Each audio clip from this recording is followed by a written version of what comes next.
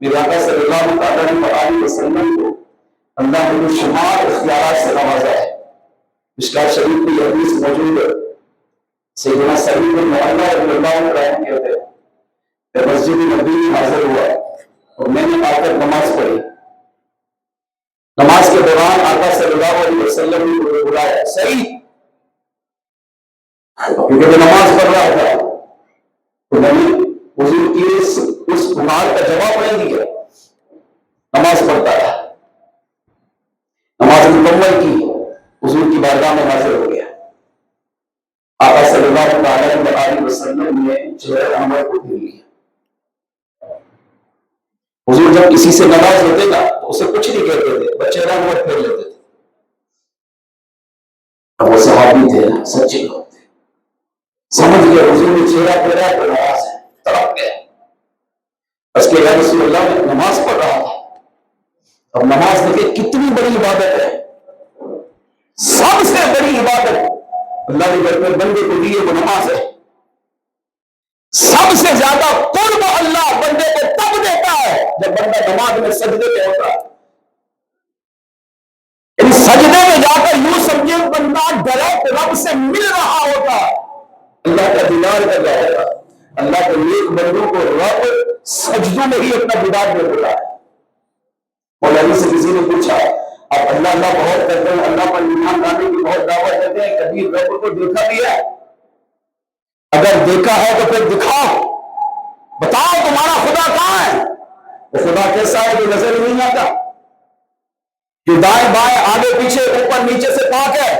آپ اس خدا کی بڑی شانیں بیان کرتے ہیں، اس کی عظمتیں بیان کرتے ہیں، آپ کہتے ہیں اسی خدا کی عبادت کرو، اسی خدا کے لیے نماز پڑھو، خدا کہاں ہے؟ مولا علی رضی اللہ عنہ پر فرمایا، خدا بتاؤں کہاں ہے یا دکھاؤں کہاں ہے؟ کبھی کہا نا تو سامنے والے کو سوال کرے گا، تڑپ گئے۔ یہ سوال یہ جواب نہیں دے سکتا ہے جس سے خدا کو دیکھا۔ سر کی آنکھوں سے اگرچہ حضور نے خدا کو دیکھا، مگر عالم میں خواب میں، عالم میں روحانیت میں رب جس کو چاہے جب چاہے اپنا دیدار عطا فرماتا ہے۔ فرمایا خدا بتاؤں کہاں ہے یا دکھاؤں؟ پھر جلال میں آئے، فرمایا نادانو، علی جب نماز کے لیے کھڑا ہوتا ہے، علی نماز پڑھتا ہی اس لیے ہے کہ نماز میں علی خدا کا دیدار کرتا ہے۔ اللہ اکبر علی اس وقت تک کہتا نہیں جب تک رب کے جلوے میں گم نہیں ہوتا۔ سب سے بڑی عبادت کیا ہے؟ نماز۔ مگر صحابی نے کیا کہا؟ آقا نے نماز پڑھ رہا تھا۔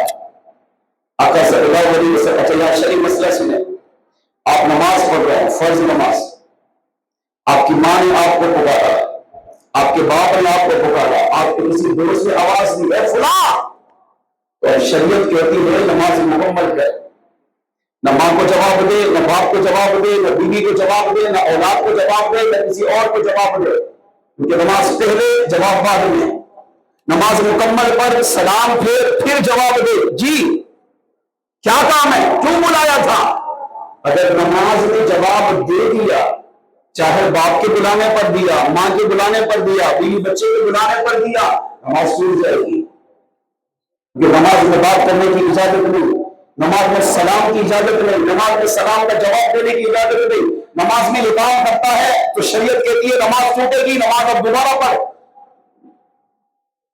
یہ شریعت کا مسئلہ سب کے لیے ہے، مگر آقا صلی اللہ علیہ وسلم پر ہوگا، ہم شریعت کے محتاج ہیں، سرکار نہیں۔ قریب رب نے حضور کو یہ شان عطا کی ہے، اس کی آقا میں نماز میں تھا تو آقا صلی اللہ علیہ وسلم نے فرمایا سعید نماز میں تھا، کیا اللہ کا قرآن نہیں سنا؟ کیا رب کا قرآن نہیں پڑھا؟ پارہ 9 سورۃ الانفال میں اللہ نے نہیں کہا یا ایھا الذین آمنوا، اے ایمان والو، استجیبوا للہ وللرسول اذا دعاکم، تمہیں جب بھی میرے محبوب علیہ السلام بلائے یا کریم رب تمہیں بلائے، چاہے نماز میں ہو یا نہ ہو، فوراً سب کو چھوڑ کر میرے محبوب علیہ السلام کے بلانے پر ان کی بارگاہ میں حاضر ہو جاؤ۔ اللہ کا قرآن نہیں پڑھا؟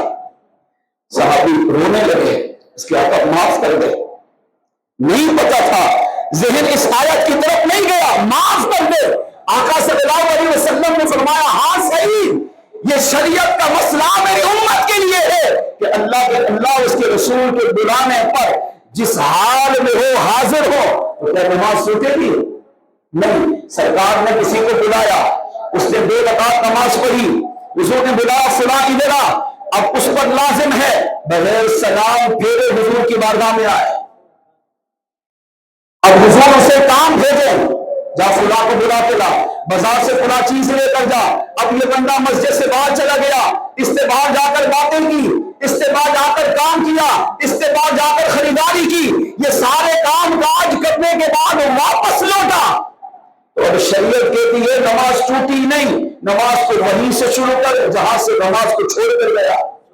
2 رکعت پڑھ کر گیا تو اب تیسری رکعت سے اپنی نماز کو مکمل کر۔ کس کے لیے؟ حضور کے لیے گیا تھا۔ نماز کس کے لیے پڑھ رہا ہے؟ اللہ کے لیے۔ کس کے کہنے پر پڑھ رہا ہے؟ نبی کے کہنے پر۔ فرمایا جب تو نماز میرے حبیب کے کہنے پر پڑھ رہا ہے تو کام بھی میرے حبیب کے کہنے پر گیا ہے۔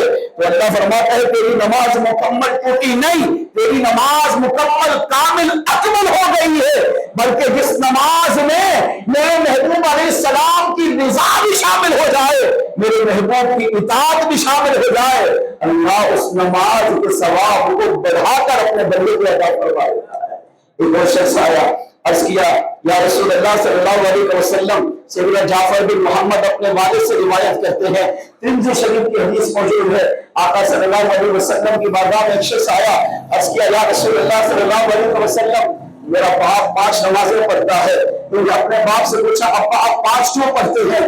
باپ نے کہا مجھے نبی کریم صلی اللہ علیہ وسلم نے نماز کی حفاظت کا حکم دیا ہے، مجھے حضور نے نماز سکھائی ہے، نماز کا حضور نے کہا ہے، 5 وقت نماز پڑھنے کا کہا ہے، مگر بیٹا کہتا ہے آقا میں چاہتا ہوں کہ صرف 2 نمازیں پڑھوں، 3 نمازیں مجھے رعایت مل جائے۔ اب دیکھیں شریعت کا مسئلہ سب کے لیے ہے، دنیا کا بڑے سے بڑا عالم آ جائے، بڑے سے بڑا مفتی آ جائے، وہ کسی کی نماز معاف نہیں کر سکتا۔ بھائی پڑھنا ہے تو 5 پڑھو، نہیں پڑھنا تمہاری مرضی، مگر معاف نہیں ہے، پڑھنی پڑے گی۔ اگر ابھی نہیں پڑھ سکا بعد میں آ کر قضا کرنی پڑے گی۔ مگر صحابی کیا کہہ رہا ہے؟ آقا میرے والد اگرچہ 5 پڑھتے ہیں، آپ نے انہیں 5 کا حکم دیا ہے، مگر میں چاہتا ہوں آپ مجھے صرف 2 نماز کا حکم دیں۔ اب حضور کا کمال دیکھیں، فرمایا کون سے پڑھنا چاہتے ہو؟ 2 روایتیں دونوں عرض کر دیتا ہوں۔ اس روایت میں یہ ہے عرض کی آقا میں فجر پڑھوں گا اور عصر پڑھوں گا۔ حالانکہ فجر کی نماز مشکل ہے، اٹھنا مشکل ہے، سردی گرمی میں صبح اٹھنا مشکل ہے، نہیں ہوتی نماز، لیکن صحابی کا اگر فجر پڑھوں گا پھر عصر کی نماز بھی مشکل ہے، کام کاج کا وقت ہے، سارے دن کی محنت کی تھکاوٹ ہے، سستی ہے، انسان بالکل اپنی کمزوری کی طرف ہوتا ہے، عصر کی نماز چھوڑ دیتا ہے۔ حالانکہ قرآن میں دونوں نمازوں کی حفاظت کا حکم دیا گیا، نماز عصر کی تاکید کی گئی، اور صحابی کہتے ہیں آقا فجر بھی پڑھوں گا عصر بھی پڑھوں گا، مجھے 3 نمازوں کی رعایت مل جائے، مگر میرے آقا صلی اللہ علیہ وسلم پر قربان فرمایا جاؤ تم فجر عصر پڑھو، 3 نمازیں تجھے معاف ہے، کریم رب ثواب تجھے 5 کا ہی عطا فرمائے گا۔ ایک شخص آیا اس کے اللہ رسول اللہ میں مسلمان نہیں ہوں، غیر مسلم ہوں، مگر مجھے پتا چلا ہے جب بندہ مسلمان ہوتا ہے اسلام کی شریعت کے احکام اس پر فرض ہوتے ہیں، اسے نماز پڑھنی پڑتی ہے، 5 نمازیں پڑھنی پڑتی ہیں۔ آقا میں 5 نہیں پڑھ سکتا، حضور نے فرمایا کیا چاہتے ہو؟ کہا میں 3 پڑھوں گا، 2 نمازیں میرے لیے مشکل ہے۔ حضور نے فرمایا کون سی؟ کہا فجر اور عشاء۔ فجر کے وقت میں سو رہا ہوتا ہوں، عشاء کے وقت آرام کر رہا ہوتا ہوں، یہ دونوں میری نمازیں نیند میں گزرتی ہیں، اس وقت نماز پڑھنا مشکل ہے۔ ظہر عصر مغرب یہ دن میں نمازیں آتی ہیں، ان کو میں بآسانی پڑھ سکتا ہوں۔ یا رسول اللہ آپ مسلمانوں کے نبی ہیں، اللہ کے آخری پیغمبر ہیں، اللہ نے آپ کو شان عطا کی ہے، اگر آپ چاہتے ہیں میں ایمان لاؤں، اس شرط پر ایمان لاؤں گا کہ 3 نمازیں پڑھوں، 5 نمازیں کی رعایت مل جائے، 2 نمازیں میری معاف ہو جائیں، مگر ثواب اللہ پھر بھی مجھے 5 کا عطا کرے۔ نمبر 2، آپ مجھے اس بات کی گارنٹی دے دیں میں نمازیں 3 پڑھوں گا، 2 نمازیں اللہ مجھے معاف کر دیں۔ قیامت کے دن جب آپ جنت میں جا رہے ہو، آقا مجھے بھی اپنے ساتھ جنت میں لے کر جائے۔ لیکن آقا صلی اللہ علیہ وسلم پر قربان، حضور صلی اللہ علیہ وسلم کو اللہ نے اختیار دیا، اگرچہ کوئی عالم کوئی مفتی اس کو بدل نہیں سکتا، مگر حضور صلی اللہ علیہ وسلم صاحب شریعت ہے، شریعت کے مالک ہیں۔ اللہ کریم نے اپنے حبیب علیہ السلام کو یہ شانیں دے کر اپنے بندوں پر حضور کی عظمت کو ظاہر کیا ہے، اپنے بندوں کو بتایا ہے میری شریعت تمہارے لیے الگ ہے، مگر میرے محبوب علیہ السلام کو میں نے یہ شانیں عطا کی ہے، میرا محبوب جب چاہے جسے چاہے جو چاہے میرے محبوب عطا کر دے۔ میرے بندو میرے محبوب کی بات پر عمل کر لینا، میں کریم رب اپنے محبوب کے صدقے تمہیں جنت عطا فرما دوں گا۔ آقا صلی اللہ علیہ وسلم نے ارشاد فرمایا، ہاں اگر تو چاہتا ہے 2 نمازیں تجھے معاف ہو جائیں، سرکار نے فرمایا جا معاف ہے تو بس ظہر عصر مغرب 3 نمازیں پڑھ لیا کر، مگر کلمہ کے سوا پڑھ، مسلمان ہو جا، یہ 3 نمازیں پڑھ، پھر اس بات پر یقین کر لے کہ اللہ کریم تجھے ثواب 5 کا بھی عطا کرے گا، اور قیامت کے دن تیری سفارش کر کے تجھے میں جنت میں بھی ساتھ لے جاؤں گا۔ صحابہ کہتے ہیں ان دونوں صحابہ نے، اب یہ صحابی بن گیا مگر نماز کی شان دیکھے، نماز کی محبت دیکھے، ایک نے کہا میں 2 پڑھوں گا، ایک نے کہا میں 3 پڑھوں گا، حضور نے دونوں کو اجازت دی، تو کیا انہوں نے ساری زندگی 2 نمازیں پڑھی، ساری زندگی 3 نمازیں پڑھی؟ نہ ہو سکتا ہے قیامت تک آنے والا کوئی صحابہ کے خلاف بک بک کرتا، صحابہ کی توہین کرتا، کہتا دیکھو صحابہ نے 2 نمازیں پڑھی ہے، دیکھو صحابہ نے 3 پڑھی ہے۔